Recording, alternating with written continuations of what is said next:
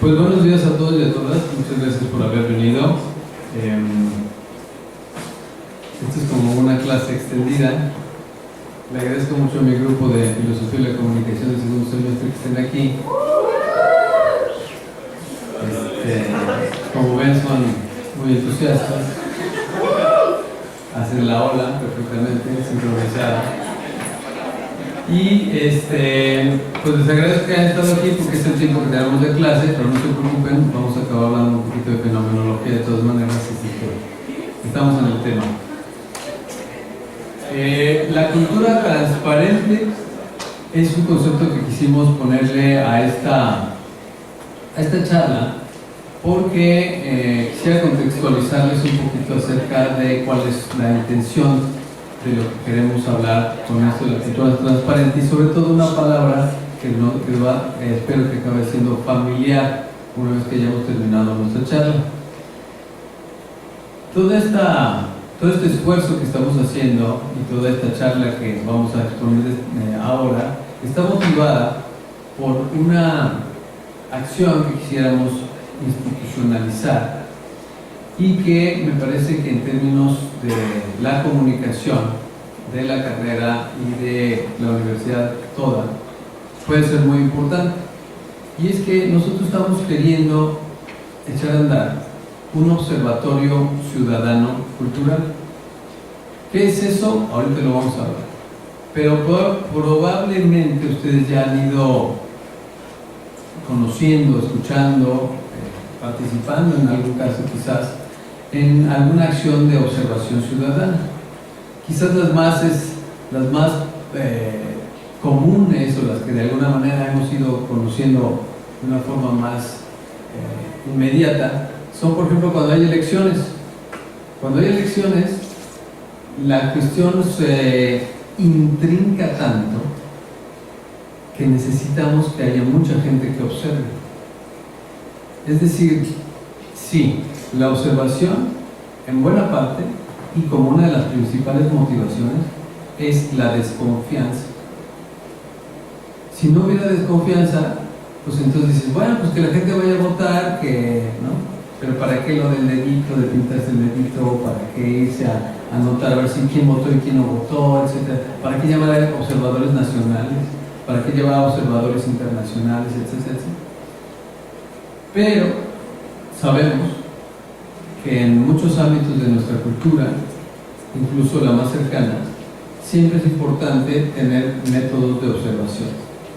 Bueno, para que de alguna manera vayamos entendiendo y entrándole al sentido de lo que quisiéramos que fuera este observatorio cultural, pero sobre todo el carácter que puede tener este observatorio cultural, les voy a poner esta primera fotografía de un lugar que seguramente conocen.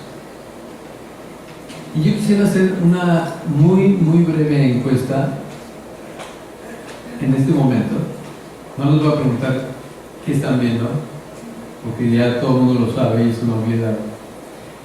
Pero sí les preguntaría que 2 o 3 personas pudieran decir si en este sitio, si cuando ven este lugar, si cuando ven el Arco de la Calzada, hay algo que a ustedes les haya pasado que sea muy significativo. Les pongo un ejemplo. Yo alguna vez, pensando en entregarle las llaves de mi casa a alguien que iba a vivir conmigo, tomé las llaves de la casa, fui con esa persona al arco de la calzada, nos pusimos de este lado, justamente de donde estamos viéndolo, este ángulo, y ella no sabía lo que íbamos a hacer, solo sabía que yo hago cosas extrañas y pues yo podía esperar mucho, yo podía esperar cualquier cosa.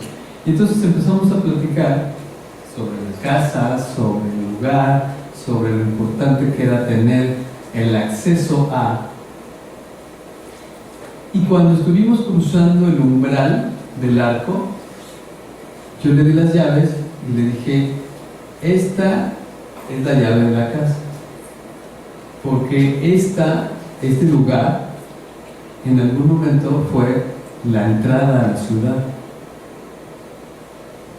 Era una persona que venía de otra ciudad además, entonces por eso era doblemente significativo. Y entonces cruzamos el umbral y las llaves que tenía ella ahora eran distintas a las llaves que tenía antes yo. Y cuando cruzamos el umbral, además, ese arco se resemantizó para mí. Es decir, volvió a tener otro significado añadido al que ya tenía antes. Yo tenía un significado antes que era el significado históricamente oficial, la puerta de la ciudad, o la antigua puerta de la ciudad. Y ahora era el lugar donde yo entrego las puertas de mi casa, ¿no? Y ya seguimos caminando, empecé a llorar, luego me dejó, y no, esto es caro. Pero el lugar se resemantizó. ¿Alguien tiene alguna anécdota, por sencilla que sea, que le remita una vez que ve el arco de la calzada? Abro el micrófono para alguien que quiera compartirlo. ¿Usted hace? Cuando estaba la exposición de las vacas toros, eran toros, ¿verdad? Sí lo ubican esa exposición en la que se intervinieron diferentes. Eran vacas. Eran vacas, sí, las vacas. Llevé a unos amigos que yo había conocido en mi servicio social, en el de inserción, que eran como mis visitas, ¿no? Estábamos en el alto de la calzada, teníamos que verlo. Y estábamos viendo todas las vaquitas y queríamos una foto, pero de otra vaca, del león. Queríamos cruzar la calle y no podíamos, es imposible cruzar esa calle. Entonces, del lado donde estaban toda la exposición a esta parte, de hecho, de esa parte, pues tardábamos muchísimo hasta que nos agarramos a las manos y tuvimos que parar el tráfico, ¿no? Y ya pudimos tomarnos la fotografía con el león. Pero para mí fue como llevarnos a mi ciudad y decir como que bola de groseros y no podemos cruzar y bienvenidos a nuestra exposición extraña. O sea, como fue un momento muy bonito. Y tengo la fotografía y cada vez que la veo, recuerdo a mis amigos de afuera, no recuerdo gente de León, sino a gente que conocí en otra parte. Qué bien.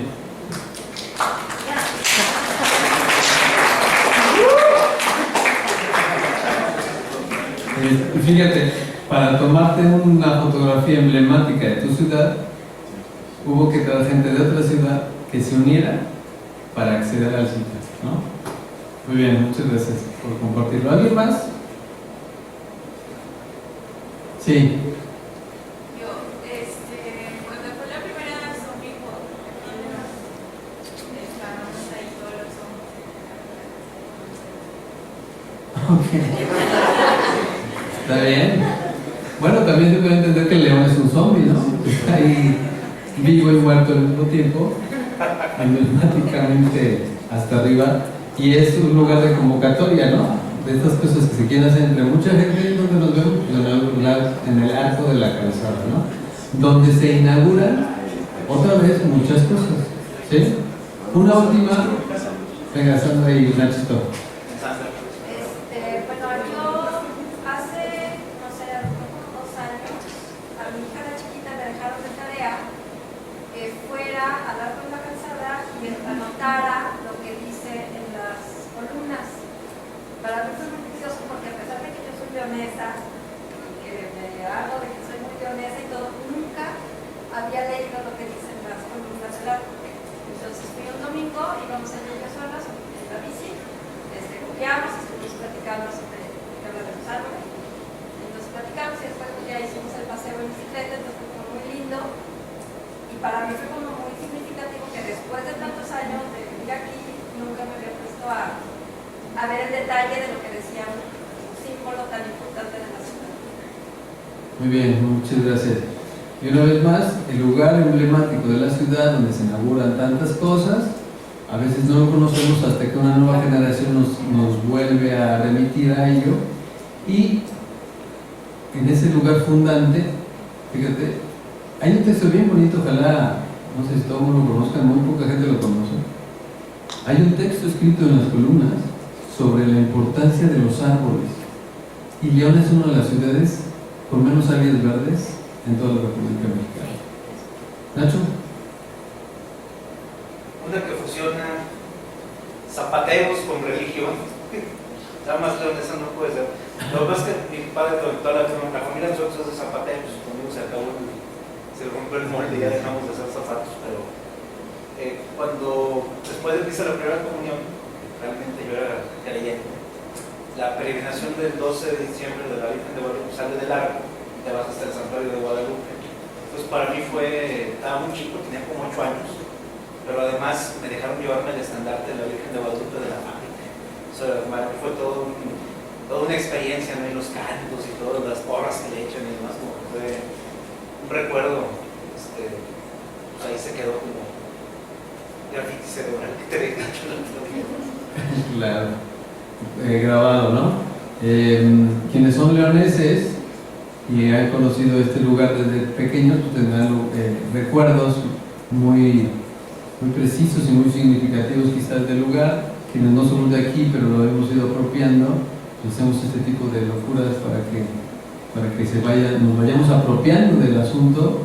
Y quienes tienen la tradición, fíjate lo interesante, porque aquí tú estabas formando parte de una tradición, eras el abanderado de la tradición y al mismo tiempo fuiste la frontera familiar en donde se terminó esa tradición. Es decir, el arco como puerta es una frontera también. Bueno, dejo esta provocación hasta aquí para que la retomemos más adelante y vayamos pensándola mientras vamos hablando de las cosas que tenemos aquí preparadas. Yo les hablaba sobre que la intención de esta charla es ir sensibilizando a nuestra propia universidad acerca de la importancia de la observación cultural y de un observatorio, una institución que observa culturalmente a la ciudad. Los observatorios ciudadanos, en términos genéricos, o sea, no nada más los culturales, de hecho existen más observatorios de tipo de corte político, urbanístico, por ejemplo, tienen estas funciones principales, ¿no? Vigilan, supervisan, documentan y difunden las políticas públicas. Es decir, observan al gobierno y dicen, a ver, ¿cómo estás haciendo las cosas? ¿En qué te estás gastando la lana? Lo que estás haciendo, ¿qué impacto tiene? ¿Está funcionando o no está funcionando? Y entonces tiene esta primera función o esta primera acepción de observar en términos de ir supervisando, ¿no? Para que facilite la rendición de cuentas. Más adelante Claudia nos va a platicar un poquito acerca de la relación que existe entre quien observa y quien es observado, pero cuando quien es observado es el gobierno, este gobierno se siente con un compromiso mucho mayor, ¿no? Imagínate que, no sé, tú traes a tu clase de filosofía de la comunicación, ¿quiénes son tus papás? ¿O quién paga tu colegiatura? Y se sienta junto a ti y se pone a observar, a ver cómo hacen las cosas, cómo aprendes, ¿no? ¿Te sentarías igual? ¿Sacarías tu libreta que nunca sacas? ¿Te sentarías hasta adelante o hasta atrás? ¿Qué harías, no?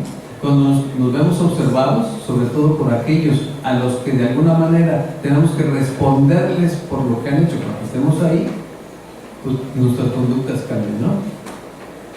Y entonces los observatorios ciudadanos se convierten en un vínculo que existe entre la sociedad y el gobierno, es decir, las instituciones intermedias que de alguna forma permiten que el gobierno dé cuentas para que la sociedad pueda percatarse, informarse de lo que está sucediendo. Más adelante, vamos a hablar ahora pues de los observatorios culturales. Ya sabemos lo que es un observatorio ciudadano en grandes rasgos. Se llama ciudadano porque idealmente está conformado por gente participativa de la sociedad civil que responsablemente está queriendo saber sobre las cuentas, sobre las acciones, sobre las cosas que le importan, ¿no? ¿Qué es un observatorio ciudadano? Aquí estas preguntas las conocen muy bien mis alumnos. Cada vez que quieras definir algo, sí, estas 3 preguntas te sirven mucho.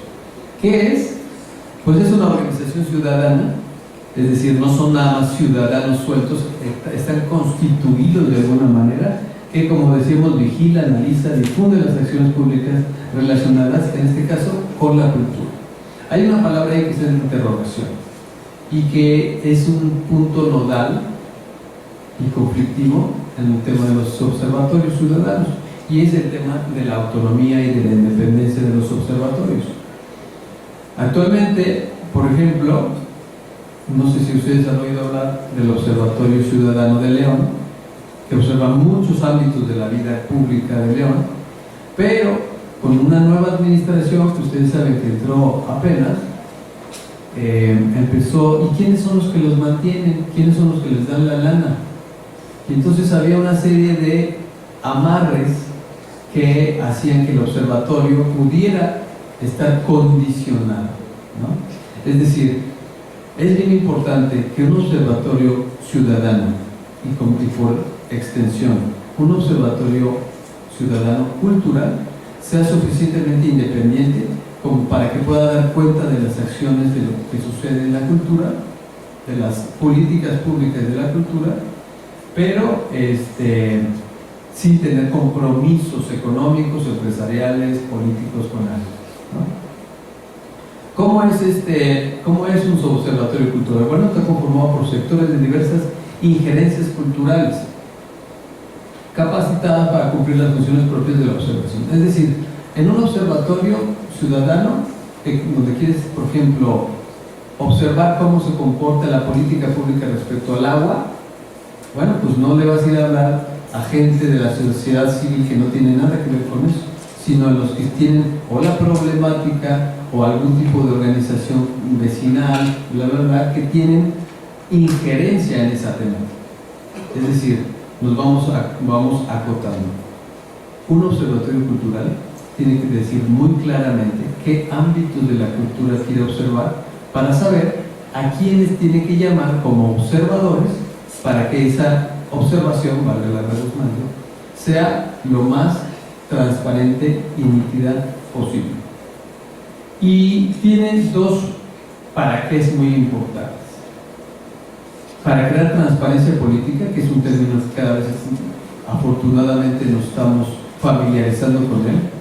Si hubo algo, si hay aquí algún foxista, aunque me perdone, pero si hubo algo en el gobierno foxista que tuvo alguna repercusión positiva, fue la ley de la transparencia. Entonces, en todos los estados actualmente ya existen instituciones que vigilan la transparencia y que ayudan a dar cuentas de eso. Y la otra función es el sentido social, del que vamos a hablar un poquito más adelante. Bien, hasta aquí, ¿qué son los observatorios ciudadanos? ¿Qué son los observatorios ciudadanos culturales?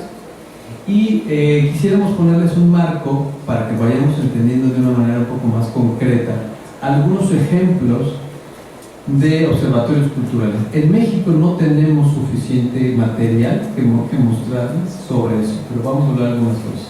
Mientras, antes, vamos a hablar de algunos casos que tienen que ver con otros países que no nos son tan ajenos, ¿no?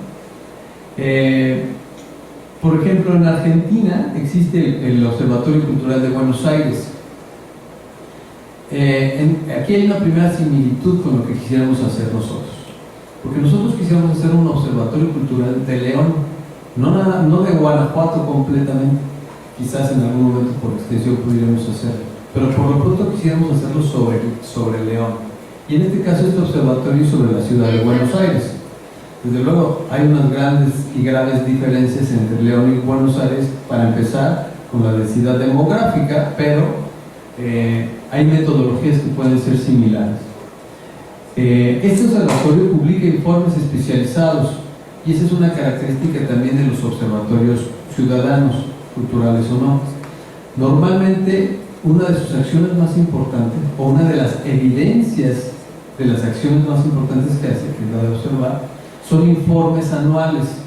Es decir, cada año se emite un informe diciendo, a ver, el estado del arte y el estado de la cuestión de la cultura en León viene por aquí, por acá, ¿sí? el Estado, no solamente de la cultura, porque nuestra intención no nada más es que sea un observatorio de la cultura en general, sino también del arte. Es decir, ¿qué se hace en danza en León? ¿Qué se hace en artes plásticas? ¿Qué se hace en las artes escénicas? ¿Quién viene?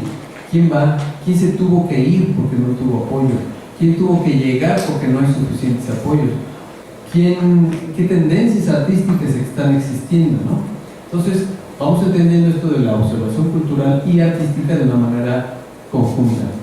Este observatorio argentino de Buenos Aires se caracteriza por tener una relación muy amplia con el mundo, es decir, muchos países consultan la información que ese observatorio de una manera muy puntual publica porque les interesa Buenos Aires por alguna razón, y entonces ahí hay información de calidad. Hay otro caso en Colombia, por ejemplo, el Sistema Nacional de Información Cultural de Colombia, y en este caso estamos hablando de un observatorio que es oficial, es decir, y por eso lo pusimos para compararlo. El primero es independiente, es una organización independiente, y el segundo es oficial, y también ha tenido sus beneficios y también sus limitaciones.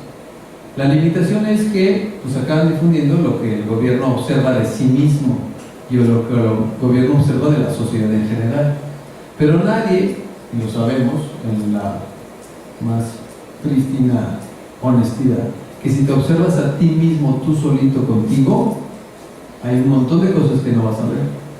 Hoy hay un montón de defectos que vas a borrar, ¿no? Así que esa es una de sus limitaciones. Pero por otro lado, es un observatorio cultural que ha ayudado a la planeación urbana. Es decir, este observatorio cultural oficial de Colombia ha permitido que la información que genera pueda ayudar a decir en qué barrios se necesita apoyar a los artistas urbanos, por ejemplo, ¿no? Y entonces, como los tienen muy bien identificados, hay formas de hacer políticas públicas de apoyo al arte mucho más efectivas, ¿no? Pero tiene esas dos caras. Es un observatorio ciudadano, pero al mismo tiempo es oficial. En el caso de México, está el Sistema de Información Cultural. Este es un sistema que creó Conaculta, que es la institución encargada de la cultura más importante en México, para saber, ayuda a hacer, por así decirlo, una especie de inventario de qué es lo que culturalmente hace el propio consorcio. Tiene ese carácter, no es propiamente un observatorio, sino es un sistema de información. Existe un observatorio de transparencia de la cultura que está avalado por el Colegio de Arquitectos de la Ciudad de México, en donde aquí se ve más claramente el asunto político-económico. ¿Quién va a arreglar el Templo Mayor? Híjole, pues es una la nota, ¿eh? ¿Quién va a restaurar la Catedral de la Ciudad de México? ¿A quién le vas a dar la chambota? Y nadie se va a sentir mal porque se la den, porque es una la nota. ¿A quién le vas a dar la chambota? De poner los andamios, nada más dice. Bueno, pues a ti, porque eres mi cuate y tienes unos andamios bien padres. No, pues así no se puede. Hay que democratizar. Entonces este observatorio tiende a, y por eso está apoyado por el Colegio de Arquitectos, a que ayude esto a licitar los proyectos culturales que tienen que ver con la arquitectura.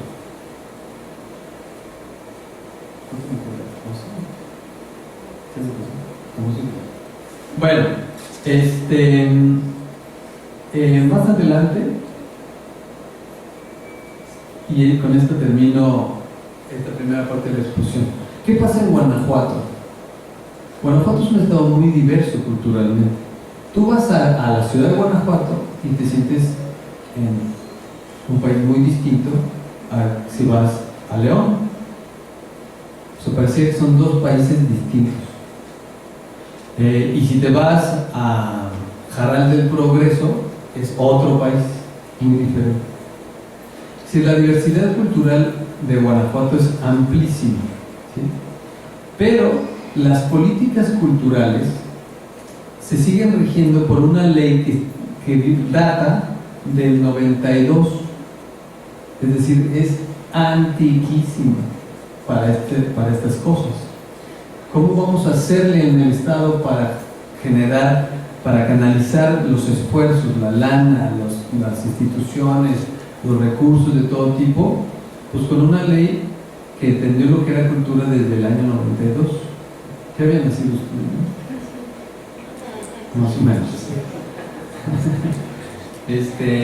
Es muy antigua. Entonces, claro, queremos impulsar un observatorio cultural, pero también es importante que este tipo de esfuerzos institucionales vayan impulsando a evidenciar que tenemos leyes ya bastante añejas y que hay que renovar, ¿no? También esa sería una función importante del observatorio. Bueno, paso el micrófono ahorita a Claudia Jurado. Ella es exalumna de aquí de la universidad, como lo dijo Carmen ya antes. A mí me da mucho gusto que vaya compartiendo este trabajo con nosotros.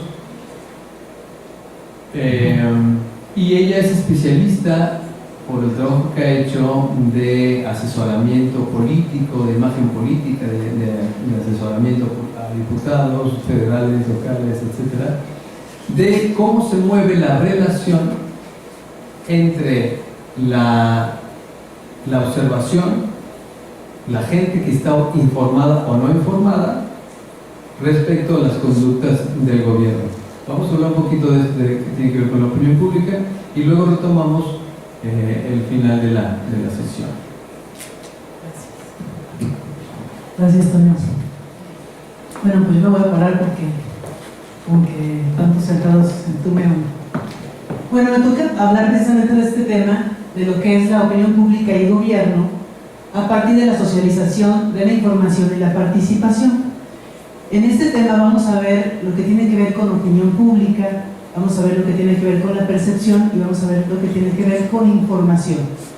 Si bien estos temas pueden ser conceptualizados bajo esquemas psicológicos, sociológicos y hasta científicos, hoy quisiera tratarlos de una manera más didáctica para que pudiéramos entrar nada más en razonar un poquito más sobre esta cuestión y que lleguemos a un aspecto muy específico. Vamos con la siguiente. Primero que nada, me gustaría preguntarles si ustedes ya comieron, si desayunaron. Más o menos. Y a ver, levanten la mano los que no. Híjole. Y fíjense que los taquitos están riquísimos. ¿Sí ven la lechuga? Así como que está bien fresquecita. Esto está incluso cruje así cuando lo comen, bien rico. El aguacate también está súper fresco. Jitomate, no me digan. Y la salsita, híjole, no, es de la que hace mi mamá. Sabe deliciosa. ¿No se les antoja? A ver, levanten la mano los que desayunaron muy bien y que no se les antoja. Ok. Pero fíjense que cruje bien rico el taco así cuando lo muerden. Y híjole, no, riquísimo, riquísimo.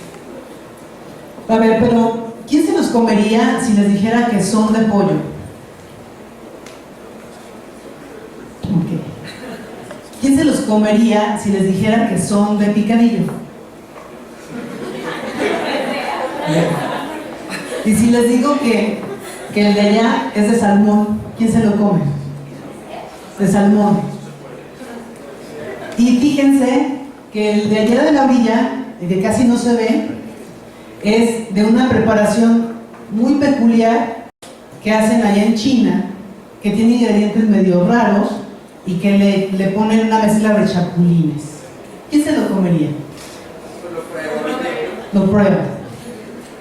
Pero si se fijan que como que los menos, ¿no? Pero los valientes, ¿no? ¿O no? O los hambrientos.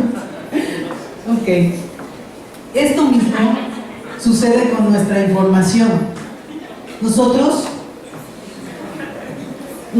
vemos la información de una manera subjetiva. ¿Por qué? Porque subjetiva porque a lo mejor puede ser real o no. Puede ser que estos tacos, al ver yo la foto tan así, tan bonita y que tengo tanta hambre, pues hasta incluso mi organismo empieza a salivar, empieza a procesar mi intestino la cuestión de la digestión y bueno, me empiece a imaginar incluso que me los como.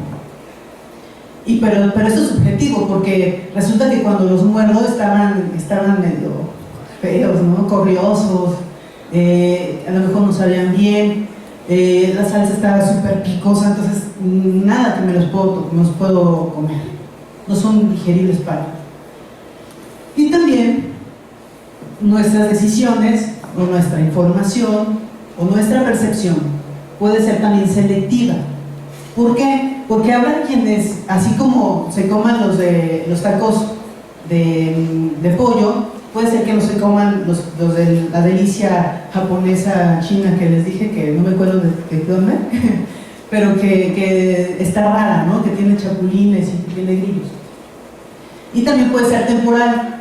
¿Por qué? Porque a lo mejor en este momento yo necesito comer y le pongo atención a esta fotografía. E incluso se han fijado que cuando tenemos mucha hambre y pasamos por un lugar donde venden comida y olemos la comida, decimos, hijo, Dios santo. Pero cuando comemos y que ya estamos hasta acá de haber comido y vemos esta fotografía, decimos, guácala, ay no, ya no más, ¿cierto? Y nos pasa así. A veces la información que nosotros tenemos es sugestiva, es selectiva y es temporal. Hoy nos sirve, mañana no, a lo mejor, o puede ser simplemente que no es mi gusto, a lo mejor yo tendré que quitar la lechuga de aquí porque me inflama, o algunos podrían quitar el aguacate porque no lo digieren bien, algunos le quitarían la salsa porque es picosa, etc. Cada quien somos selectivos, cada quien tenemos una forma de ver la vida y tenemos una forma de ver nuestro mundo de acuerdo a nuestra cultura, a nuestra educación, a nuestra familia, a nuestros amigos, a todas las experiencias que tenemos día a día. ¿Estamos de acuerdo con eso? Díganos, levanten la mano los que sí. Bueno, los que no, vamos a ver por qué no. Un poquito más adelante. Vamos a la siguiente. Así es como funciona este asunto. Recibimos un estímulo, y este niño resulta que tenía un filtro donde su mamá siempre ponía esa canción y su mamá estaba feliz, y el chamaco lo que hace es tener una reacción y empieza a bailar. Así funciona. Vamos a la siguiente. Vamos a ver que así es como funciona, ¿ok? Son nuestros filtros. No, Gio, ¿cómo estaba? Nada más le damos clic ahorita. Ahorita primero todavía no, vamos a ponerle pausa. Okay. Vamos a la foto, si se puede. Nos vamos atrás. Una atrás. Otra vez. Ahí nos quedamos. Vamos a ver, dijimos, lo que es la percepción, que ya vimos un poquito de la percepción que tenemos con la fotografía de la comida, nuestra opinión y nuestra realidad. Pero vamos a ver que no siempre nuestra percepción es real. ¿Qué estamos viendo en esta foto? ¿Sí se acuerdan de ella? ¿Algunos la vieron en alguna ocasión? ¿No saben quién es? Es Obama. ¿Y qué está viendo? Según la foto, según la perspectiva en que nosotros estamos viendo, es que Obama está poniendo atención en esta parte de esta chica. Y también Sarkozy. Extrañamente, ¿verdad? Que Sarkozy no se le da ese tipo de situaciones. Pero, ahora sí le damos clic aquí y vamos a ver lo que realmente sucedió. Nada más dale clic aquí. There is a photo with the PGA Summit causing quite a lot. Take a look at it. Appears to show President Obama and French President Sarkozy giving a young woman a serious once-over. Who captures see? Watch the video. It's a little different story. Obama maybe watching his foot, maybe looking for steps, maybe letting her pass, as opposed to a checkout. Take a look. Love you never know. I hope I don't fall down these stairs. Sarkozy, not so clear. Not so clear. Obama, let me help you, young lady. Obama estaba ayudando, ¿ok? El otro no estaba limpio. ¿Qué estaba haciendo Obama? ¿Qué estaba mirando? estaba buscando a la persona que estaba aquí atrás para poderle dar la mano y que pudiera bajar. Pero esta es la percepción que nos vendieron los medios, muchos medios. ¿Están de acuerdo? ¿Sí la vieron? ¿Algunos la vieron? Pero en Estados Unidos fue muy famosa esta foto y esa es la percepción que vendió los medios, de que Obama estaba viendo a esa chica y que Sarkozy también. No siempre, con esto lo que queremos ver es que no siempre nuestra percepción es real. No siempre lo que vemos es real. Si nosotros nada más nos quedamos con esa idea mediática o con esa idea de que nos están mostrando, pues podemos tener una percepción equivocada, errónea. ¿Sí están de acuerdo? ¿Estamos de acuerdo o no? ¿No? A ver, tú que estás de chonquito, ¿no? ¿De acuerdo o no? Perdón, ¿tú? ¿Estás de acuerdo?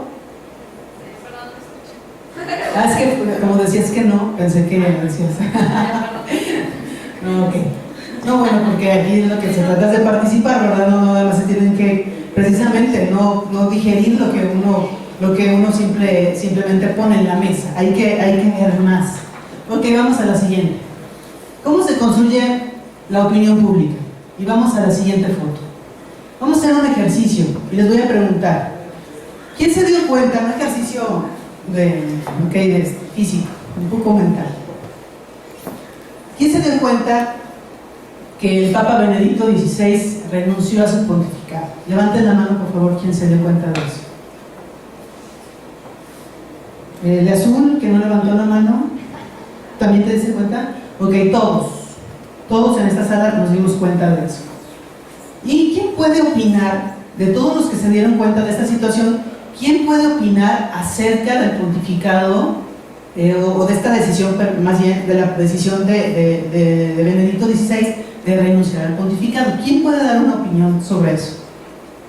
Levanten la mano. Una opinión como formal. La que sea, a lo mejor bien, mal, pero quién quiere o quién puede dar una opinión sobre eso. Yo diría que... No les voy a preguntar para que pero quién pudiera hacerlo.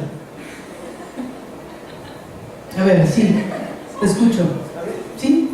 Pues yo creo que todo el mundo puede hacerlo y yo podría pensar que desde mucho porque tenía miedo de las responsabilidades que lleva a ser un papa. Por así decirlo, o sea, erróneamente. Miedo de la responsabilidad. ¿Cómo te llamas, perdón? Andrés. Andrés dice que seguramente renunció porque tenía miedo de la responsabilidad. ¿Quién piensa de esa manera? Sí. Yo pienso que todos vamos a proyectar lo que sentimos. Los que tengan miedo a la responsabilidad tienen miedo a la responsabilidad. Los que sientan que fue por algún problema en particular, no sé, descorrieron rumores, si no me equivoco, un medio italiano de que fue amenazado a muerte si no se retiraba.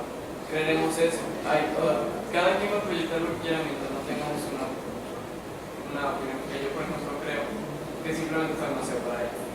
O sea que tú me estás proponiendo que vea una información un poco más precisa, más sustentada, que solamente dar una opinión a base de nuestra propia percepción y nuestros sentimientos. Puede suceder, aunque no creo que siempre sea así. Muchas veces es por la información que recibimos del amigo, del hermano, de la escuela, de la gente que está a nuestro alrededor, o simplemente porque así lo pensamos. ¿Y está bien o está mal?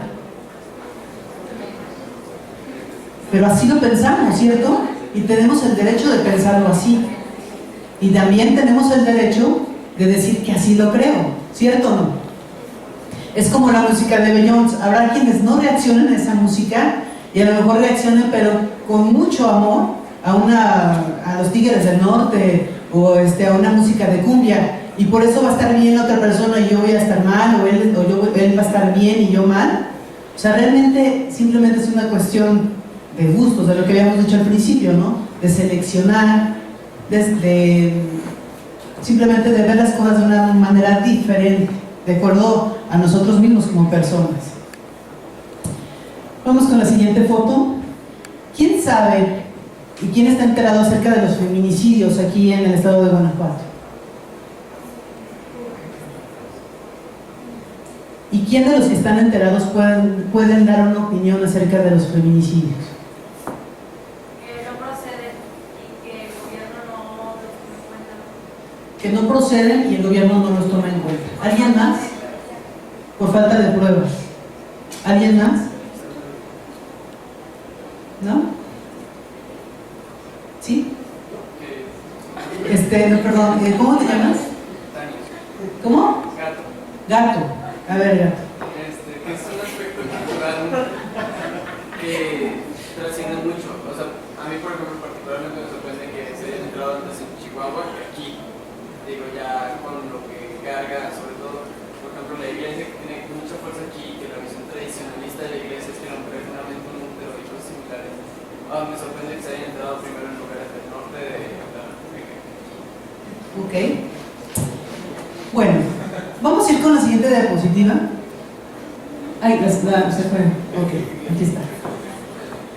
¿Quién puede opinar acerca de la instalación de parquímetros en la colonia Condesa del Distrito Federal? ¿Quién sabe de esa información? ¿Quién está enterado?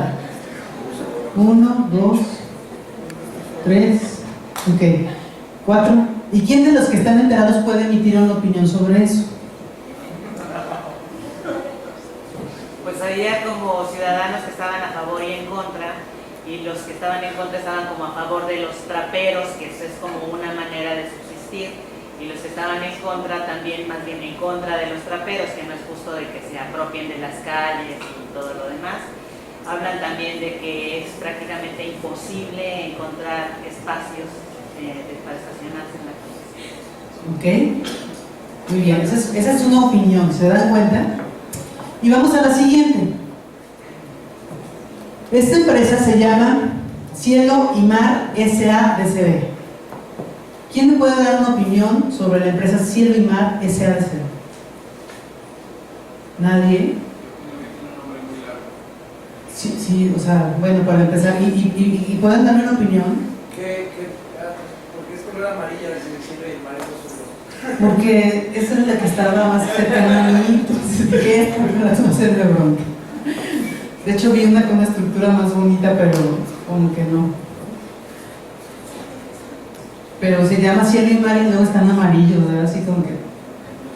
Bueno, claro. ¿Pero nadie? Ok. Vamos a la siguiente.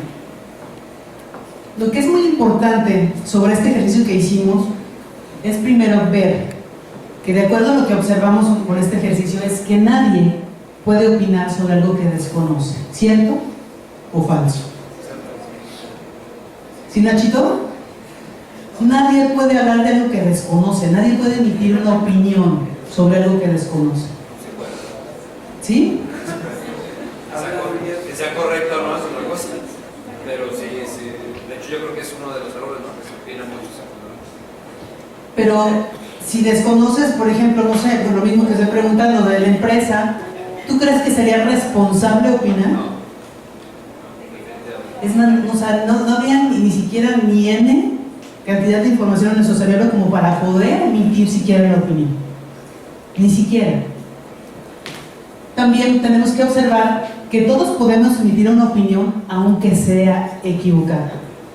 Todos podemos emitir una opinión aunque sea equivocada. También, aquellos que no tienen suficiente conocimiento o información son más fáciles de ser manipulables o persuadibles. Sí. ¿Cómo podría ser una opinión equivocada respecto a lo de los feminicidios? Yo creo que si realmente nos informamos bien de todo el sustento que tiene el feminicidio, desde, bueno, a lo mejor sería, para muchos podría ser ocioso, pero yo creo que como socialmente podría ser muy responsable que nosotros realmente investigáramos un poco más. O sea, lo que podría ser bueno es que realmente nos informáramos y nos informáramos sobre las fuentes que son fidedignas. Eso sería lo mejor, informarnos con fuentes fidedignas. Pero ¿cómo podría ser emitirse una opinión equivocada? ¿Cuál sería una estrategia que digamos eso está mal? Una opinión equivocada, por ejemplo, les voy a poner un ejemplo, se lo quería poner más adelante, pero se los voy a comentar ahorita. Fue lo que pasó precisamente con el Procurador de Justicia del Estado de Guanajuato. Hace cerca de 15 días, él y Álvaro Cabeza de Vaca, que es el secretario de Seguridad Pública, dieron una conferencia de prensa.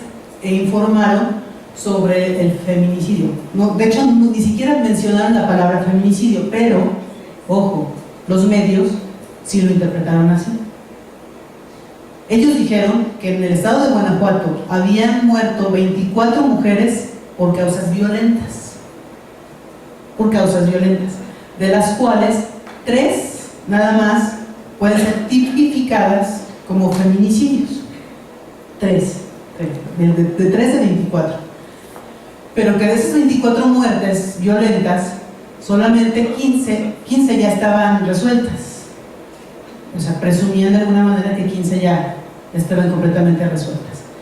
Entonces, si yo veo la definición de feminicidio de acuerdo a las leyes internacionales, veo que las demás muertes de las 24, muchas encajarían en ese patrón. Muchas, si no es que todas. Si no es que todas encajarían en ese patrón. Pero ¿qué pasa? Que en Guanajuato está tipificado el feminicidio de una manera que coopta precisamente que las autoridades puedan pronunciarlo como es, puedan decir que es un feminicidio. Entonces, de acuerdo a la ley que está ahorita, tiene razón el procurador, solamente 3 encajan con ese patrón. Sin embargo, o sea, las leyes nacionales, internacionales y las nacionales son inclusive, pues, se supone, digamos, más fuertes que las leyes locales. O sea, primero yo tendría que hacerle caso a esa ley internacional más que a la ley local. Yo tendría que basarme en eso. Pero ahorita, bueno, ese es un tema que podríamos profundizar mucho, pero este es un ejemplo de lo que nos venden los medios de comunicación y es lo que vamos a pasar un poquito más adelante. También, entre más personas se ven afectadas, mayor será la relevancia del tema. Se fijan que al principio preguntamos sobre el Papa Benedicto XVI y la mayoría, todos, es más, el 100% pudo dar una opinión o simplemente estaban enterados del tema. Entonces, la relevancia del tema depende de cuántas personas se vean afectadas o cuántas personas sepan y conozcan del tema.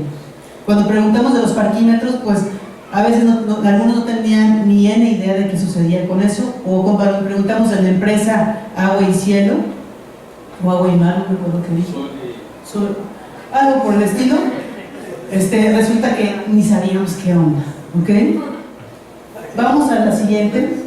Es muy importante estar informados, por eso una forma, bueno, incluso lo vamos a poner más adelante, es realmente informarnos con las fuentes fidedignas, o sea, irnos un poco más allá y no quedarnos con la información que nos venden los medios de comunicación. La opinión pública se forma entonces a partir de las personas que están informadas, que pueden ser, vamos a detenernos un poquito, Gio, las personas que están informadas, las que saben de esta información, por ejemplo, de los feminicidios, que son las organizaciones sociales, que cubren las cuestiones de género, de las mujeres, o los que, no sé, abogados que atienden este tipo de casos, o algunos legisladores que realmente sí conocen, que yo la verdad no conozco ninguno, que conozcan el tema. Desgraciadamente así es nuestra realidad. Por eso los legisladores muchas veces lo hacen, cubren estos temas nada más por alguna cuestión mediática. Vamos con la otra parte. También se construye por aquellas personas que tienen una opinión, a lo mejor no tan precisa, no tan sustentada, pero que emiten una opinión, ¿ok? Y eso nos da como consecuencia la opinión pública. Eso es lo que es la opinión pública, es la suma de ambos, de los que conocen la información y de los que no la conocen a fondo. Vamos a la siguiente. Entonces, la opinión pública, como una definición muy simple, podría ser la tendencia o preferencia real o estimulada de una sociedad o de un individuo hacia los hechos sociales que le reporten interés. Y, como diría mi colega Charles Dudley Warner, le digo mi colega porque es ensayista y novelista, y bueno, también bueno, sí, yo también me gusta escribir novela. La opinión pública, decía él, es más fuerte que el poder legislativo. ¿Se dan cuenta de eso? O sea, es más fuerte que el poder legislativo y casi tan fuerte como los 10 mandamientos. ¿Cómo ven esta reflexión? ¿No tendrán agüita que me regalen por ahí?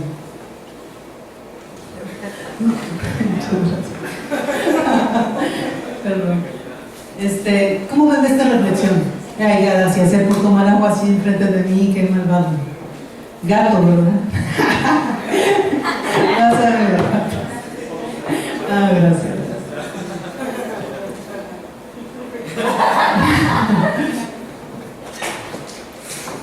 Mira, qué amable. ¡Bravo!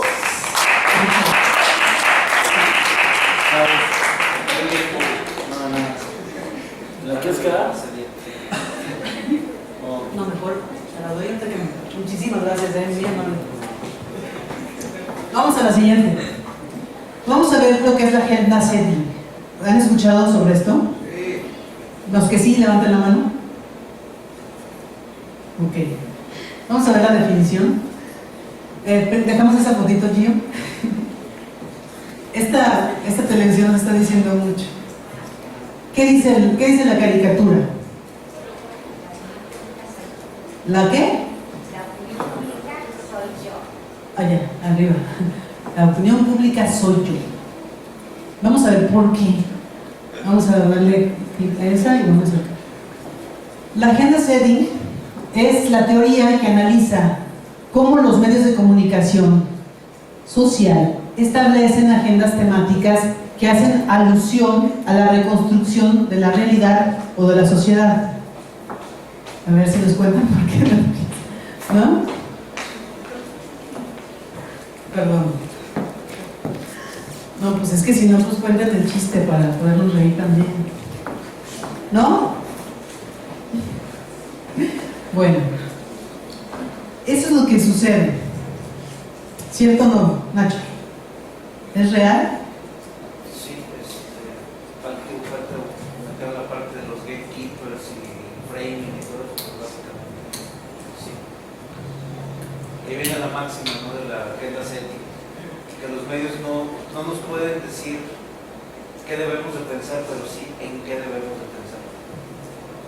Eso es precisamente. Vamos a la siguiente punto. Esto es lo que nos dice Nacho, que lo dice Cohen.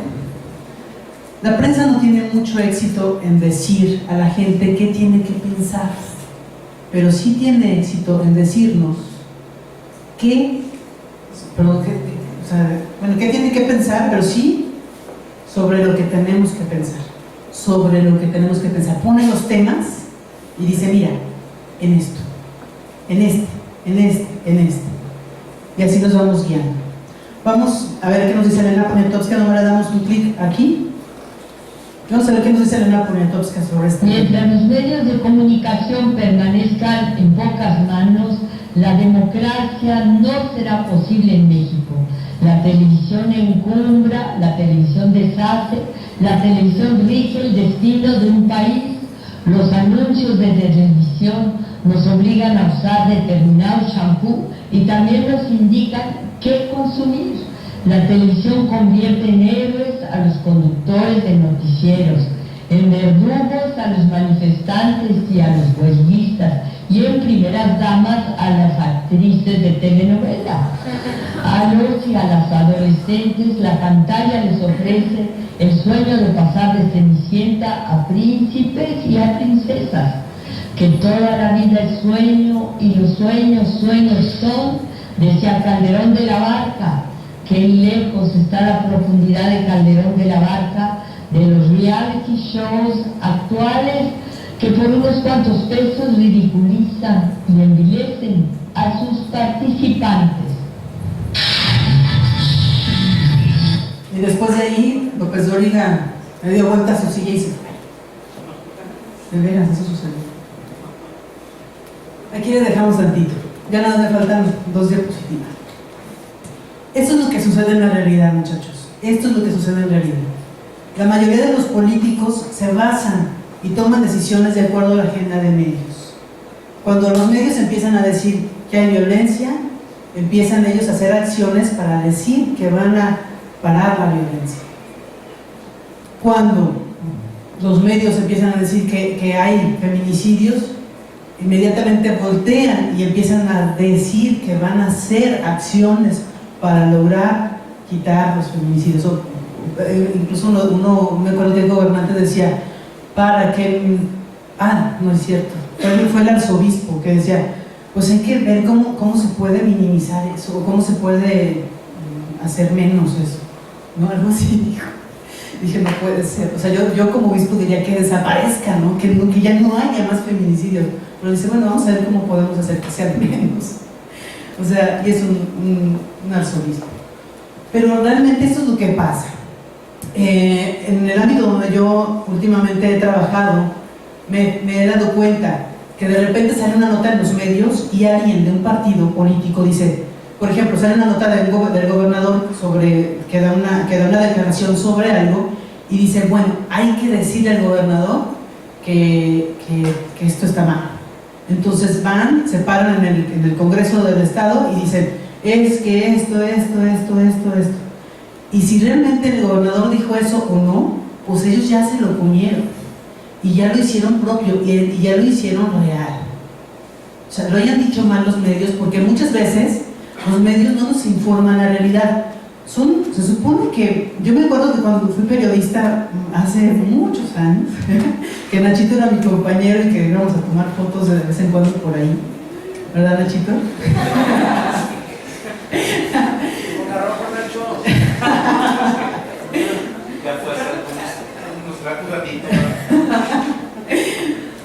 Pasa que en realidad, si uno como periodista no está bien informado del tema, pues que Dios nos libre y que Dios nos salve la hora, porque a lo mejor lo que estemos proyectando hacia la gente, pues para ellos va a ser realidad. Es la forma en cómo acercamos a las personas, se supone, a la realidad. Yo me acuerdo que cuando entré al periodismo era porque yo iba a ser los ojos y los oídos de la sociedad. Y me acuerdo que entraba con una ilusión y a trabajar y padrísimo, ¿no? Pero cuando ya estás ahí te das cuenta de que son un negocio, ¿verdad, Nachito? Son un negocio del tío, ay sí, vamos a decir que son un negocio que tienen que tener de alguna manera ganancia para poder sobrevivir, y que lo que rifa al final de cuentas es la nota que pega, la nota que llama la atención, y no la nota que yo creí que podía dar más sustento, la nota que yo investigué con fuentes fidedignas, la nota que yo estudié y que investigué con todas las ganas. No siempre esa es la que gana. A veces la que gana es la de la violencia, o por suerte para mí en aquel entonces si el León ganaba, ¿no? Y gracias a Dios ganaba enseguida, nos ponían las notas de 8, ¿no? En primera plana. Pero eso es lo que consume la gente. Eso es lo que consume la gente. Pero esa es la realidad que los medios están proyectando. Y esa es la realidad que los gobernantes proyectan también y trabajan. Se supone que debe haber una agenda política, una agenda social y una agenda de medios. Pero la que rifa de todas esas agendas es la agenda de medios. Y es la que de verdad ponen más atención nuestros gobernantes. Esa es una realidad muy triste. Y a mí me ha tocado ver, inclusive, ¿cuánto me queda de tiempo? ¿Ya nada? 5 minutos. Ok. Me acuerdo cuando se dio esta parte de la ley de igualdad.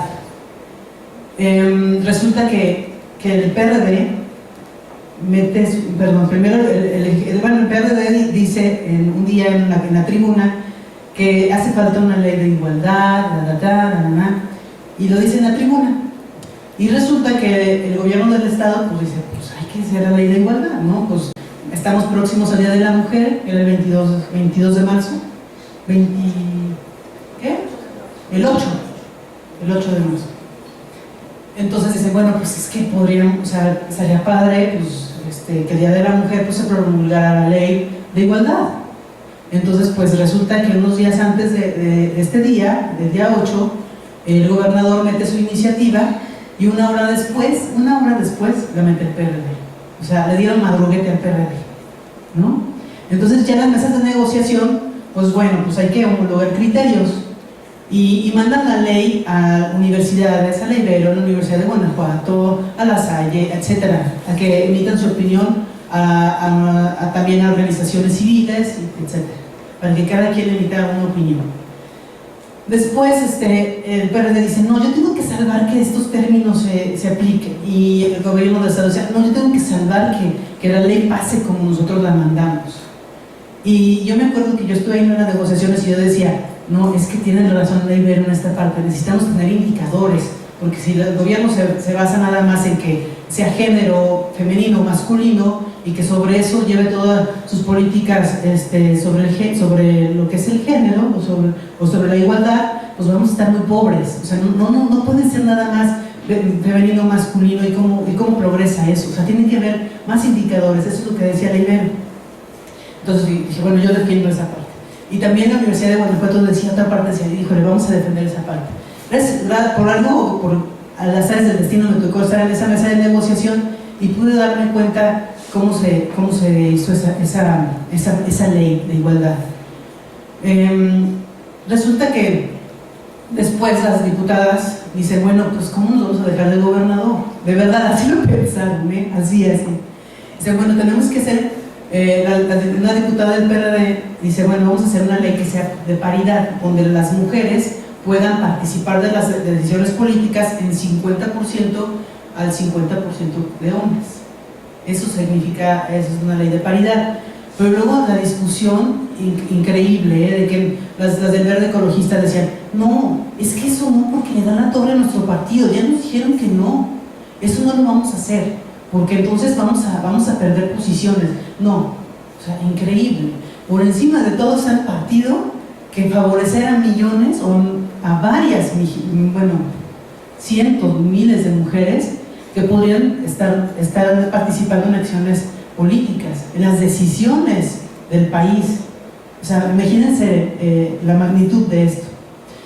Y luego mi sorpresa, que al leer el periódico al día siguiente, pues veo que los medios confunden la paridad con la igualdad y ya no supieron ahí cómo estuvo. El chiste es que de repente dicen que la ley de la igualdad y que la ley de la no sé qué, y que las mujeres apoyaron toda la ley de la igualdad con el gobernador, y así como que yo me quedé, híjole, ¿a qué película fueron? O sea, porque no se informaron de una manera más realista. Pero si se fijan, o sea, así es el protagonismo de nuestros políticos. O sea, yo tengo que quedar bien, tengo que aparecer en los medios. Incluso ya en la mesa, cuando estaban ahí todas las diputadas, decían, bueno, explíquenme cómo estuvo la negociación, qué hicieron para lo de la ley de paridad, que al final no fue paridad porque negociaron que fuera 60-40, por las chiquillas aquellas del PRD, del Partido Verde. Y resulta, nada más, la diputada del Partido Verde y su asesor. Entonces, pues resulta que sí, así quedó la ley. Y todavía no se promulga, todavía no se autoriza. Sin embargo, esa es la ley que nuestros políticos están buscando. Y nada más por tener un espacio en los medios, por tener una proyección para los medios, pero no algo que realmente pueda ser sustentable y que pueda favorecer, vamos a la siguiente, que pueda favorecer realmente a la sociedad. Entonces, ¿cómo podemos realmente participar y cuidar nosotros como ciudadanos que las leyes sean acordes a la realidad? ¿Cómo podemos cuidar que el presupuesto pueda ser ejercido de acuerdo a las necesidades de los ciudadanos? ¿Cómo podemos cuidar que realmente se pueda dar más fomento a la cultura? ¿Cómo podemos cuidar que si dice el gobierno de Bárbara Botello que su prioridad es el medio ambiente y veamos que León es una ciudad donde se mutilan árboles todos los días? ¿Cómo podemos decirle a los gobiernos que nosotros estamos aquí y que podemos observarlos y que podemos decírselos de una manera informada, de una manera sustentada? Y la verdad es que lo que hemos visto es que un camino muy viable para lograr esto es a través de los observatorios ciudadanos. Es el mejor mecanismo que se ha observado hasta ahora para poder realmente lograr que el gobierno haga acciones concretas, definidas. Pero cuidando que simplemente no me asocien con el gobierno mismo, como en el caso de lo que fue el Observatorio Ciudadano de León, que bueno, pues, le pagaba el gobierno municipal y bien dice el dicho que el que paga manda. Entonces ahí es donde más o menos se empezó a ver como que no era tan legítimo. Y en esto de la legitimidad tiene que ver mucho con la credibilidad. Cuando alguien pierde su credibilidad y no actúa de manera honesta, porque no actúa de manera honesta, real, transparente, simplemente pierde todo. Entonces, una manera sería a través de los observatorios ciudadanos y siendo realmente muy participativos, metiéndonos de lleno a observar, por ejemplo, en este caso de las leyes, ¿por qué la ley no está bien hecha? En el caso de los feminicidios, en la ley que tipificó el feminicidio el año pasado estuvo mal hecha porque no se escucharon a las organizaciones sociales que les decían, no, es que tienes que tomar en cuenta esto. No los escucharon, simplemente la hicieron y ya, por cumplir. Y no se trata de eso, no se trata de ponerle un parche o de hacer acciones simuladas. O sea, es que tenemos nosotros que meternos a la realidad y no comernos lo que nos dicen los medios de comunicación y ver lo que nos dicen los medios de comunicación como algo real. Nosotros tenemos que buscar una opinión, tenemos la obligación como ciudadanos de informarnos más a profundidad y de participar más a profundidad. Y me quedo nada más con esta frase de Charles Dudley Warner, que es el mismo que vimos hace ratito, que dice que todo el mundo se queja del clima, pero nadie hace nada al respecto. Bueno, pues hasta aquí llega mi participación. Muchísimas gracias.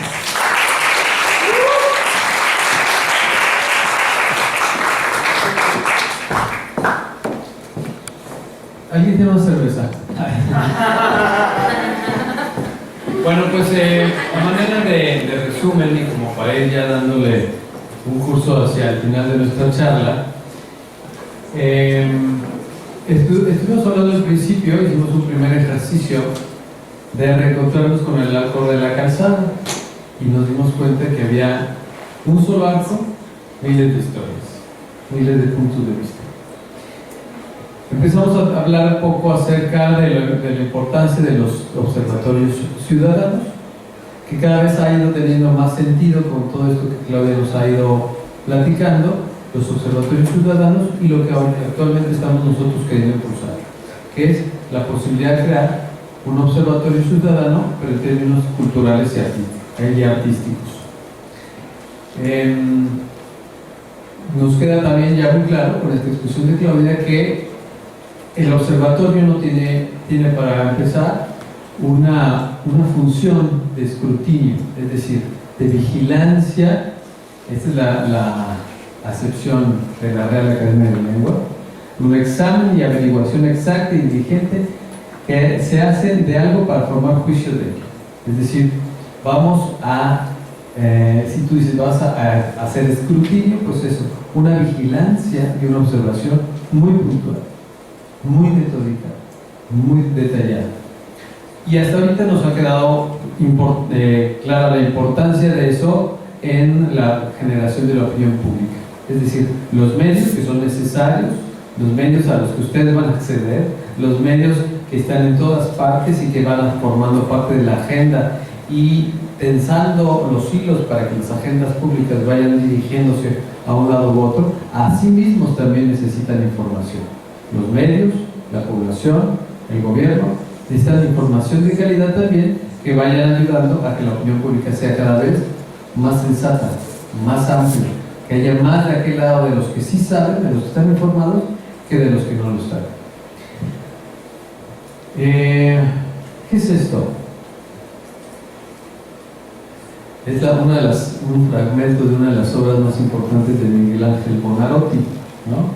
Todos la conocemos, sabemos cuál es la anécdota, y algunos dirían, pues de ahí venimos todos. Otros dirían, no, es que ahí debe haber un mono, ¿no? En fin, hay muchas diferentes formas de ver la misma anécdota, ¿no? Pero a mí me gustaría ir cerrando esta charla diciendo algo importante sobre la capacidad de informar pero además la capacidad de participar en un mundo como en el que vivimos actualmente. Vamos a enmarcar que el mundo en el que vivimos actualmente, en términos, digamos, sociológico, filosófico, si se quiere, es en una cultura posmoderna. Cuando Lyotard, uno de los padres del término de la posmodernidad, lo acuña, dice: esta época de la posmodernidad es el fin de las grandes narraciones oficiales. Es decir, los textos, la cultura como texto, esto es un texto, se puede leer, la cultura como texto se ha descentralizado. Ya no hay una persona, una institución, una oficialidad que nos diga la verdad única y absoluta sobre las cosas, ¿sí? Esto parte de una verdad dogmática, es decir, Dios influye vida al hombre, al primer hombre, Adán, y de ahí surge toda la humanidad, ¿no? Y había que decírselo a todo el mundo para que lo creyeran de una sola forma. Es decir, dice Lyotard y luego Derrida es un filósofo de la deconstrucción, dice: esas grandes narraciones, esas grandes verdades se han ido diversificando. Por ejemplo, la siguiente: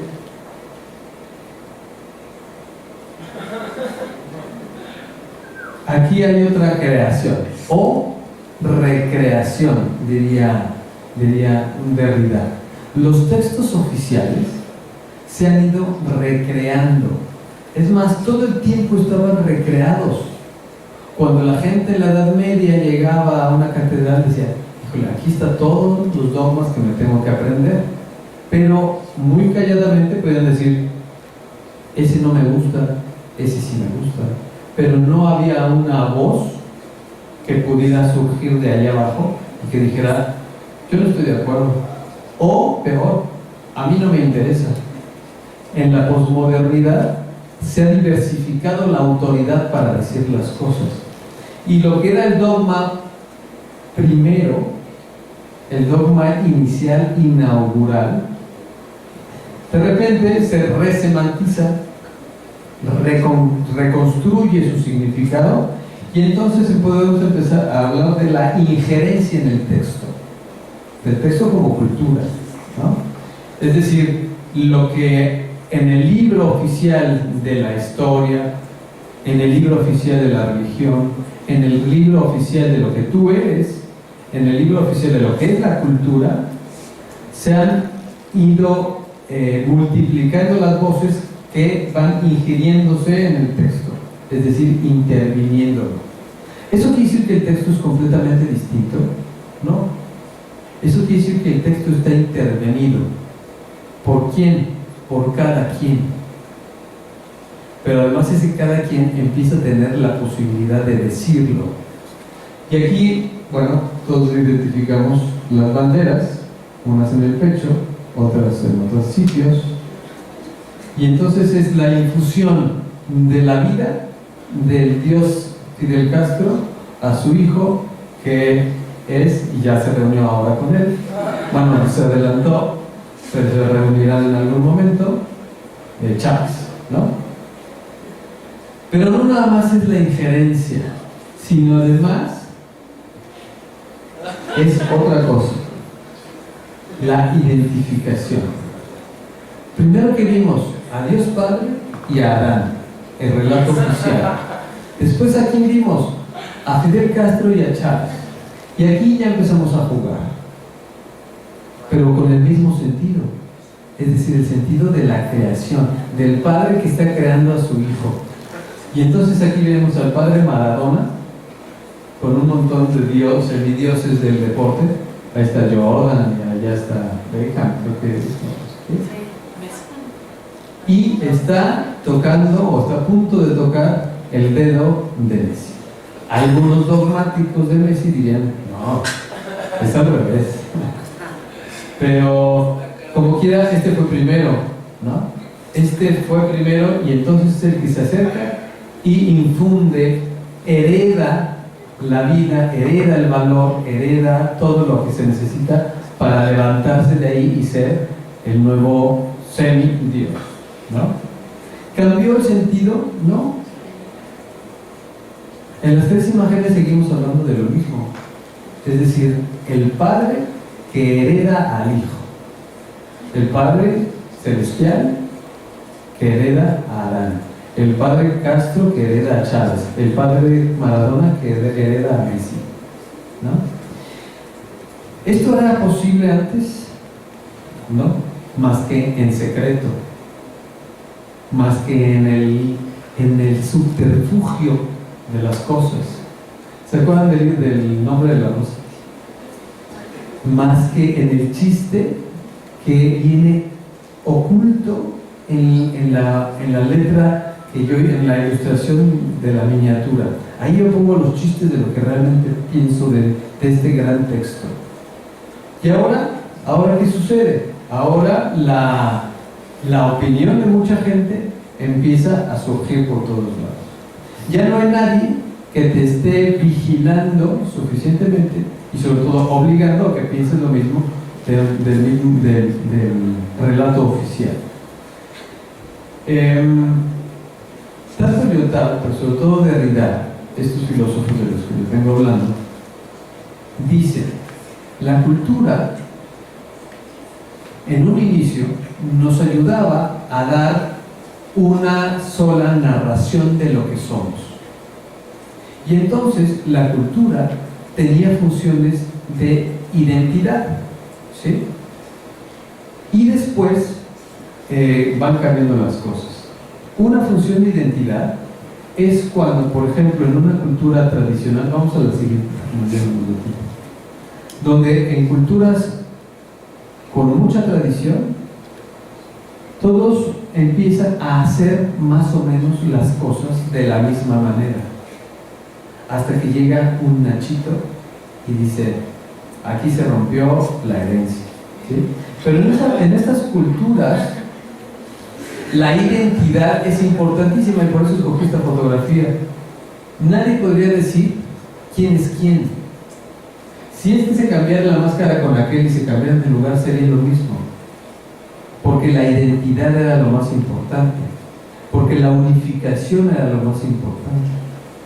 Pero en la posmodernidad ya la palabra identidad empieza a sonar demasiado forzada, y a veces por eso también cuando decimos: ay, vamos a unir a la carrera, y pero no estamos diciendo que todos sean iguales, sino que todos se identifiquen. Y entonces aquí encontramos dos términos muy importantes: la identidad, en donde todos, en una tradición, todos empiezan a tener el mismo nombre, la misma tradición, los mismos quehaceres, y hay nombres muy fuertes, ¿sí? Pero tenemos después una cibercultura esta se llamaría de baja intensidad, y luego tenemos una que se llama de alta intensidad, es decir, la multiplicación de las formas de decir quiénes somos, ¿sí? En esta realidad cibercultural, lo que está sucediendo es que en 60 segundos están apareciendo todas estas cosas. Si en un minuto están sucediendo todas estas cosas. Vía internet, en todas sus manifestaciones, vía teléfonos celulares, en todas sus manifestaciones. Y entonces, lo que antes había sido la versión de Dios Padre infundiéndole vida a su creación, que es Adán, en 60 segundos puedes tener millones de versiones de eso. Todas están recreando el mismo sentido. ¿Por qué esto es importante y por qué lo llamamos a colación? Porque al final lo que nosotros queremos crear en este observatorio cultural de los que les venimos platicando, y quien quisiera irse incluyendo en el proyecto puede hacerlo, lo que queremos es que quede muy claro que un observatorio cultural no se manifestaría nada más como el organismo, la institución, la organización que diera la verdad única y exclusiva sobre lo que es la cultura en León. Este retrato, este autorretrato es de Durero, un pintor renacentista muy importante. Y lo que hizo, el retrato está muy bien hecho, pero lo que hizo fue hacer un autorretrato matemáticamente perfecto. Es decir, la única y científica forma de verse a sí mismo. Sin embargo, lo que quisiéramos motivar con esta observación cultural y artística de León es que estuviera alimentada por todas las personas que pudieran tener que decir algo sobre la cultura de León, cómo lo han observado, cómo lo han entendido. En esta imagen, que es de una fotógrafa famosa, se toma un autorretrato en el baño. Los autorretratos es un género que está volviendo a ser en boga el gran tema de la fotografía. ¿Cuántas veces no has visto esta imagen? Imagínate que esto sea un celular. ¿Cuántas veces no lo has hecho? ¿Cuántas veces no lo has hecho con tus cuates? ¿Cuántas veces no dijo el fabricante de teléfonos chino? Necesitamos poner un botón para que la cámara vea para acá y no nada más para allá. Antes las cámaras solo veían para allá. El objetivo estaba allá. Ahora el objetivo está allá y está aquí. Entonces, un observatorio cultural y artístico de León no puede ser un lugar en donde en una institución o con 3, 4 personas que son los expertos en cultura y arte digan la cultura de León es esto. Eso está bien, pues para quienes vivan en esa época, pero para quienes estamos viviendo en esta, necesitamos crear, y en eso estamos trabajando, nuevos mecanismos para que los diferentes sectores culturales vayan diciendo, sí, el arco de la calzada ahí está, y lo limpiaron. ¿Y qué significa el arco de la calzada para los zapateros? ¿Qué significa el arco de la calzada el día de hoy? ¿Qué significa el arco de la calzada para los extranjeros? ¿Qué significa el arco de la calzada para los urbanistas, para bla, bla, bla, bla? La cultura no es algo inamovible, no es un objeto que está allá, es algo que está retratándonos. Y entonces, a la hora de observar y escrutar la acción del gobierno, también estamos observando y escrutando la acción de nosotros mismos. Si esta mujer se hubiera tomado esta fotografía cabizbaja, vestida, peinada, acompañada de un hombre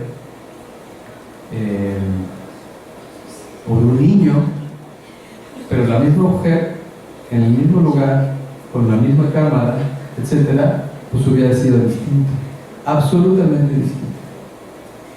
Pero está viéndose, se está testificando a sí misma y además está diciendo: mi mayor fuerza está en mi desnudez, en la honestidad de mi cuerpo, y que además la pongo así porque quiero manifestar que esa desnudez, esa aparente fragilidad es mi mayor fuerza.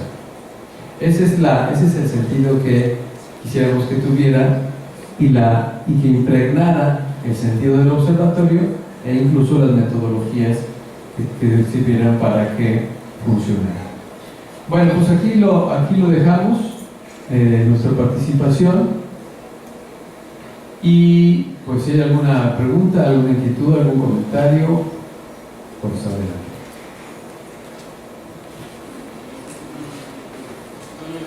Sí. Escucho muchos que pero no escucho ningún cómo.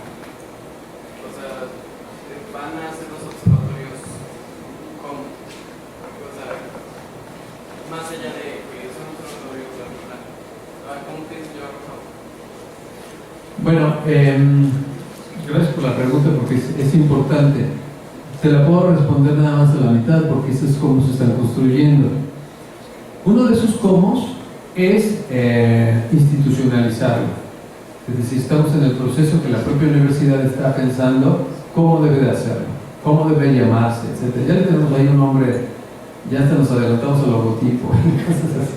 Pero esos cómo tienen que ir procediendo. Pero uno de los cómo que te pudiera contestar es que estamos creando varias comisiones en términos de diferentes ámbitos de la cultura que quisiéramos ir observando, ¿sí? Por ejemplo, quisiéramos observar el comportamiento de los grupos artísticos leoneses, ¿no? En todos los ámbitos, en todas las artes. ¿Hay algún padrón de información suficiente sobre quién es quién, cuántos son, dónde están, cómo se llaman, dónde localizarlos, de todos los pintores que hay en León, que se precien de serlo, o de todos los teatreros, o de todas las personas que se dedican al video, etcétera, etcétera? Es información que todavía está muy en ciernes, ¿no? Esa es una comisión que se encargaría de eso, ¿no? Habría otra comisión que tendría que ver con patrimonio cultural. Cuando estamos hablando de patrimonio cultural, estamos hablando de las cosas que tradicionalmente se han venido construyendo como la cultura, no oficial, sino la cultura reconocida. Es decir, hay fiestas en León que todo el mundo sabemos que existen y llevan muchos años de existir. ¿Cómo se llevan a cabo cada vez? ¿Cómo se siguen llevando a cabo? ¿No? Hay fiestas en los barrios, de las que nada más se enteran los del barrio y los vecinos porque hacen mucho ruido. ¿Quién observa esos otros ámbitos patrimoniales, ¿no? Quisiéramos observar también en otra comisión lo que sucede en términos de las industrias culturales. ¿Por qué los Tigres del Norte pueden venir aquí, juntar a 50,000 personas y terminar a las 6 de la mañana a tocar y nadie dice nada, más que los vecinos? Eso es un fenómeno cultural y tenemos que observar cómo los medios de comunicación, o de industria cultural, cómo los medios de comunicación, cuántos periódicos hay en León, qué línea tienen, cuáles son las maneras en que llegan, cómo influyen o no en la opinión pública. Entonces, industrias culturales, patrimonio cultural, la comisión de expresiones artísticas, por ahí se está dibujando para que metódicamente la observación sea más adecuada. Eso. ¿En qué estamos trabajando y cuáles son los cómo que nos faltan? Pues definir un poco más los indicadores de observación y la manera en que quisiéramos que la participación social se incluyera en la observación misma, ¿no? Pero por ahí va. ¿Lo están pensando para León o para Guanajuato? Por lo pronto para León. De hecho, el nombre que tenemos es Observatorio Cultural y Artístico de León, el OCAL. Así que cuando digas voy al local, nadie se le puede una pichanga. Pero por lo pronto sería para León, porque estamos, digamos, en esta experimentación, que nosotros de la manera más, no experimentación como a ver qué pasa, sino estamos inaugurando esto, inaugurando en el sentido de ir iniciando estas metodologías, y en la medida en que esto fuera pidiendo de sí, pues se podía extender a otros municipios, incluso al estado, ¿no? Sí. Una duda logística. Y como la estrategia de observación, la primera instancia sería ir directamente con los departamentos, ahora sí que culturales, para preguntar qué saben, qué tienen, qué hacen, o directamente con el campo, con los grupos culturales, con lo que está pasando. ¿Qué sería? Serían ambas. Mientras más fuentes de información tengas, mejor. Todo investigador siempre anda buscando diferentes fuentes. Bueno, todo investigador serio, ¿no? Y entonces lo que tiene que hacer es cruzar información. Si nos dedicáramos nada más nos alimentáramos, por ejemplo, de lo que nos pudiera decir el municipio o el Instituto Cultural de León o una universidad, etcétera, y nada más con eso, porque ahí están los especialistas, pues no funciona.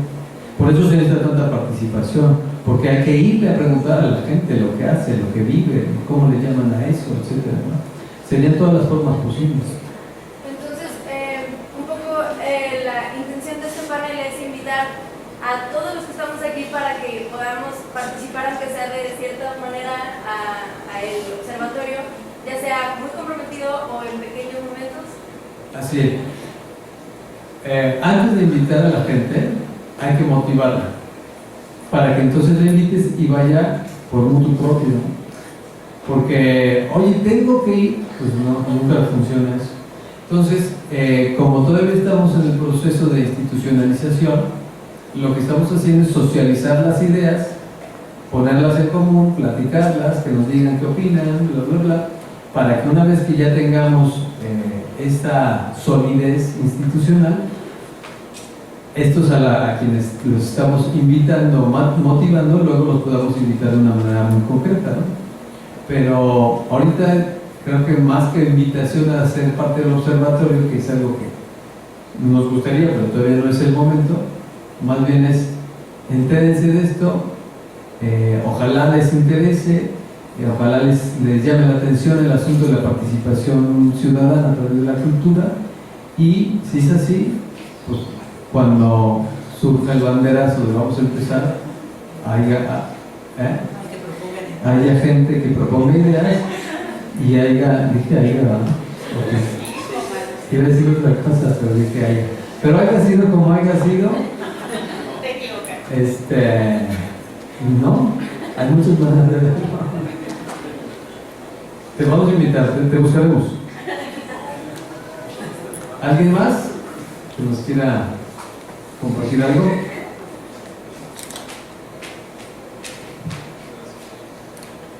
De mis alumnos de segundo semestre.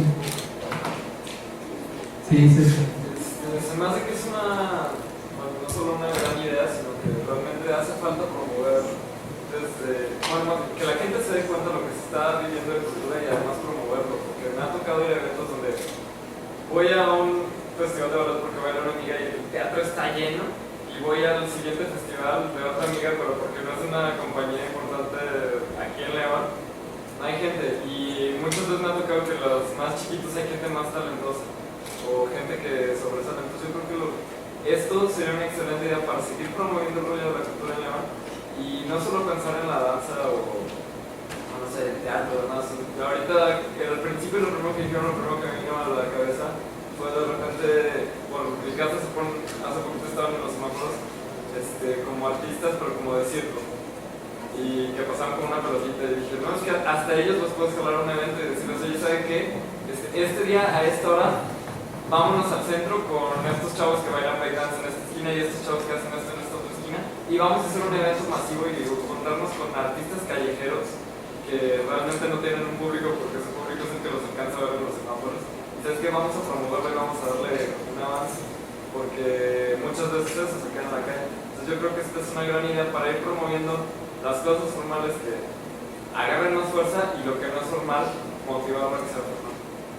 Creo que lo dices porque los primeros interesados que deberían de surgir de una iniciativa así, deberían de ser los gobiernos y las instituciones dedicadas a eso, porque al final, cuando la observación es honesta, cuando la observación es metódica, objetiva, etcétera, lo que sucede es que se difunde, y cuando hay difusión hay participación, ¿no? Me gustaría comentar algo de lo que dices.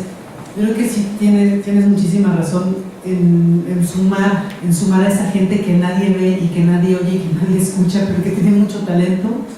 Y yo me he encontrado con mucha gente en los camiones y en otros lados, y parece que nosotros hacemos como discriminación en esa parte. Y me he fijado mucho en lo que, sobre todo en el Instituto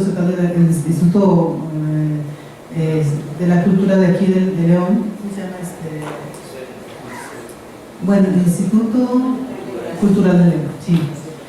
El Instituto Cultural de León generalmente hace mucho eso, que pone mucho énfasis a lo clásico, a lo que es, como decían por ahí, a las actividades que arte, incluso ya están muy cooptados esos campos con ciertas personas que son siempre las mismas, que las vemos siempre en los mismos eventos, cada año, y no nos ponemos a ver qué tanta diversidad hay en León y qué es lo que podemos juntar y no de hacer esa parte tan selectiva, tan discriminativa, ¿no? O sea, es lo que pretendemos nosotros también con el observatorio, sumar esfuerzos y sumar a toda esa gente que no se ve y no se escucha. ¿Alguien más? Vamos. No se puede vivir de buenas intenciones, entiendo que las tienen, pero eso les va a consumir tiempo, les va a consumir recursos. ¿De dónde piensan financiar? Pues mira, justamente una de nuestras etapas en las que estamos es esta, venir a pedirles dinero.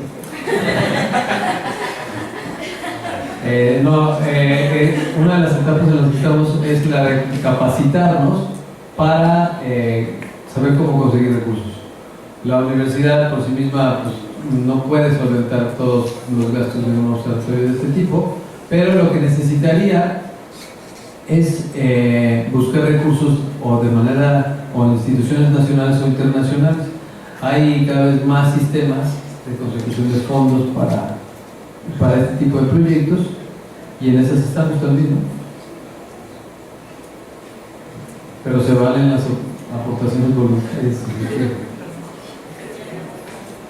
De hecho, una de esas formas de financiamiento también vemos, por ejemplo, las investigaciones, podemos venderle inclusive a los propios diputados. Oye, tengo una investigación sobre la cultura, para que por lo menos sepas sobre qué tienes que legislar. O sea, miles de cosas de ese tipo que nosotros podemos vender como servicio y que no necesariamente nos hace que tengamos un compromiso con ellos. Es un servicio que les estamos dando y de ahí podemos subsistir. De hecho, es una forma muy sana de no pedir permiso, ¿no? O no estar dependientes de nadie. Sí. Algo que me llama mucho la atención luego de popular. Cada vez hay más extranjeros en León, inclusive hay muchos artistas también de León. ¿Cómo perciben el extranjero la cultura mexicana? Y cómo también a través de ellos se está transformando esa cultura leonesa. Interesante hacer eso. Claro, sí, es lo que a veces algunos conocen como culturas emergentes, ¿no? Que suceden por muchas razones, las más normales por los asuntos económicos.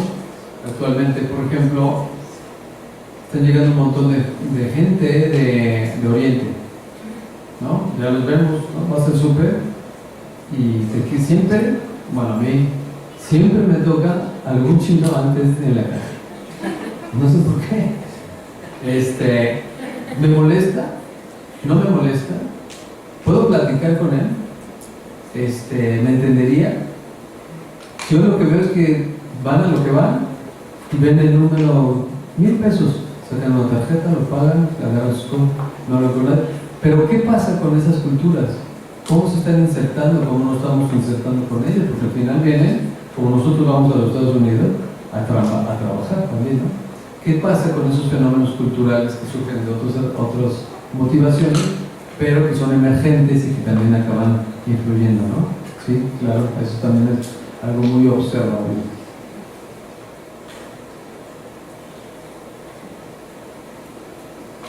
Los alumnos de segundo le vieron la cara fenomenológica a todo esto. ¿Sí? ¿Encontraron a Husserl en todo esto?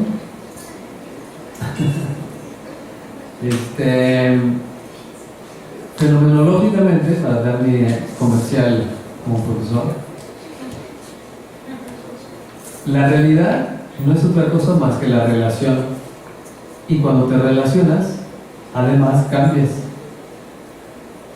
Entonces todo el tiempo estás observando algo, estás observando a través del otro cómo cambias. Esa sería en síntesis una implicación fenomenológica. Luego lo platicamos en clase. Bueno, pues si no hay nada más, muchas gracias por su tiempo.